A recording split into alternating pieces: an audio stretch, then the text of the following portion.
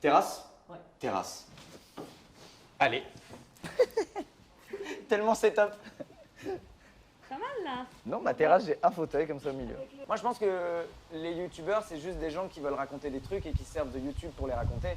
Et ils ont tous des envies créatives différentes. Il y en a qui veulent devenir illustrateurs, il y en a qui veulent devenir peintres, il y en a qui veulent faire de la musique, il y en a qui veulent être acteurs au cinéma. Et moi, là, j'ai voulu m'essayer à raconter des trucs en musique.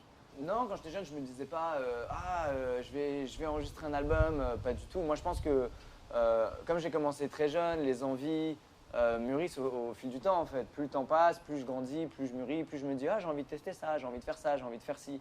Et comme j'ai énormément de chance parce que je suis une grosse chaîne YouTube, beaucoup de contacts, financièrement je suis bien, ça facilite vachement l'apprentissage dans d'autres milieux que le mien en fait. C'est assez simple de mettre un petit pas dans un autre milieu, de kiffer, tout en gardant évidemment, moi je vois pas du tout YouTube comme un tremplin dans mon cas. Pour moi c'est vraiment une fin en soi, YouTube et les lives, et j'ai pas envie du tout de quitter ça quoi. En fait j'ai expérimenté la musique beaucoup de fois sur ma chaîne YouTube les 9 dernières années, mais c'était dans un cadre très amateur, je me débrouillais tout seul, je regardais des tutos, je savais pas faire et je faisais comme je pouvais. Et l'année dernière il y a eu un peu un game changer comme on dit au moment des... On a fait un format sur ma chaîne YouTube où on s'amusait à faire des faux hits de l'été. Et dans ce format-là, il y avait une personne qui était très très très forte en musique, c'était son métier en fait de base, il vient de ce milieu-là lui. Et donc du coup, j'ai un peu eu un déclic, je me suis dit, ah ouais, en fait, faire de la musique, c'est comme ça, en fait, la vraie musique que les vrais artistes font, ça se passe comme ça.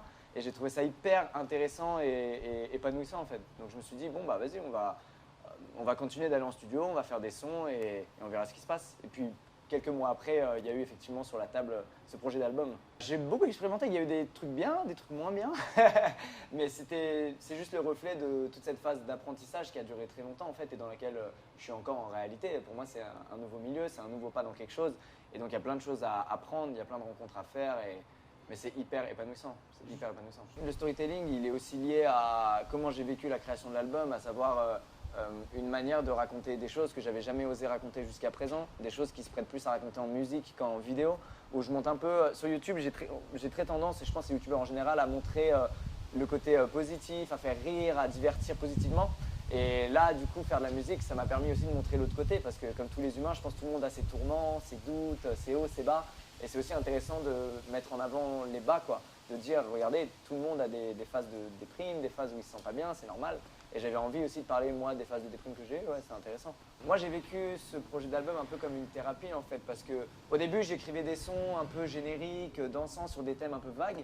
Et puis, j'ai écrit le fameux son sur ma relation avec ma mère, et puis d'un coup, je me suis dit, ah, mais ça m'a fait vraiment du bien.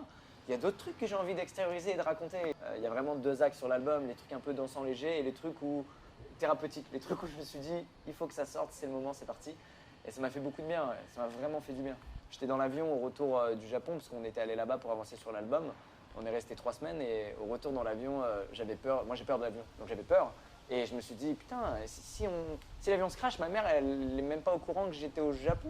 C'est horrible. Comment j'en suis arrivé là à ne pas lui dire que je suis allé au Japon et donc du coup, ouais, j'ai commencé à écrire des premières versions du texte. Et c'est là où j'ai eu le déclic, où je me suis dit, mais en fait, c'est ça que je vais raconter dans cet album. C'est des trucs plus perso et un peu plus sombres que ce que je montre sur YouTube.